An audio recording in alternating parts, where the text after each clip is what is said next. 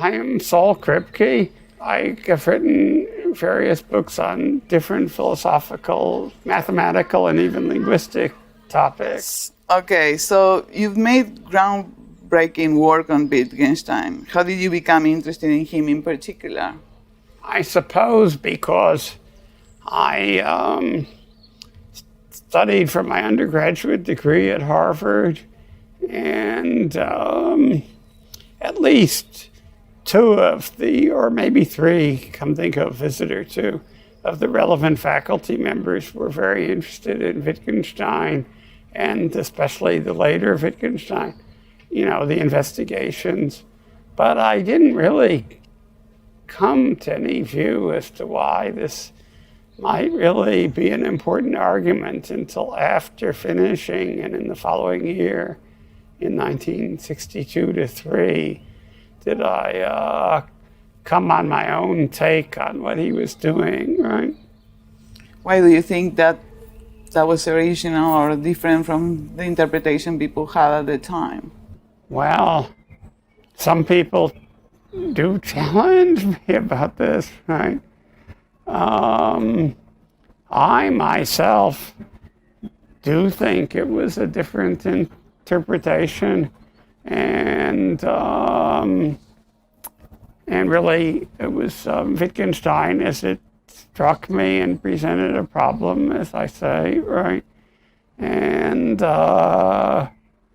well, do you object to the Kripkenstein term that people sometimes use to refer to your interpretation of Wittgenstein? No, I think it's all right as long as it isn't, as some people say, means it's a denial that I have understood him correctly at all, right? But it's hard for anyone to claim that she, right, has got the right understanding of Wittgenstein, because, the thing is written in, both the earlier thing and the investigations are written in some style that invites one to wonder what it really means, In that way, it might be more like continental philosophy than like conventional analytic philosophy. But it is mostly really thought to be analytic philosophy anyway. About that in particular, you think that Wittgenstein did that, on purpose, that he was seeking to get the reader to think on his or her own terms? Yeah, well, that's what he says, right? He hasn't done this to say things for the reader, but to encourage him, right, to think for herself, right, and so on, right? And I suppose that's right.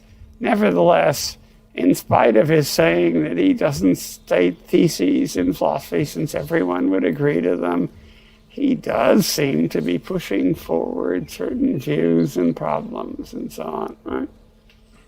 Some people have disputed the term skeptic when it's applied to Wittgenstein. Would you have anything to say about that?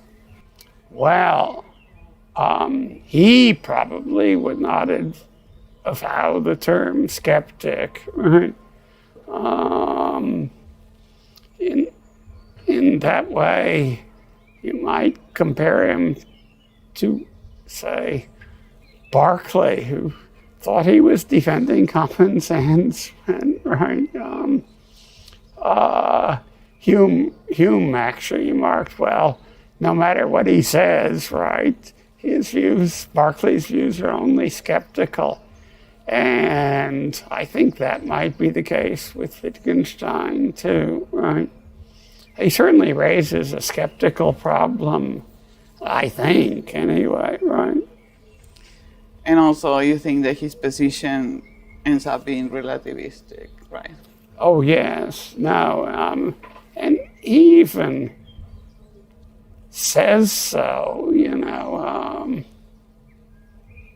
like in Uncertainty, one of my critics said, how could the author of Beyond Certainty be an epistemological skeptic? Now, what I was interpreting him in my interpretation of Wittgenstein wasn't really epistemological skepticism, but what constitutive skepticism, right? Nevertheless, I think that, in fact, Uncertainty itself is a highly relativistic book, right? It says toward the end, so if you find another culture who, instead of consulting a physicist, consults a witch doctor, was that what it is, right? What should we say? I mean, if you are condemning them, aren't you going outside our language game and trying to fight the other one? And that is supposed to be obviously wrong, right? And that certainly is relativism plus, right?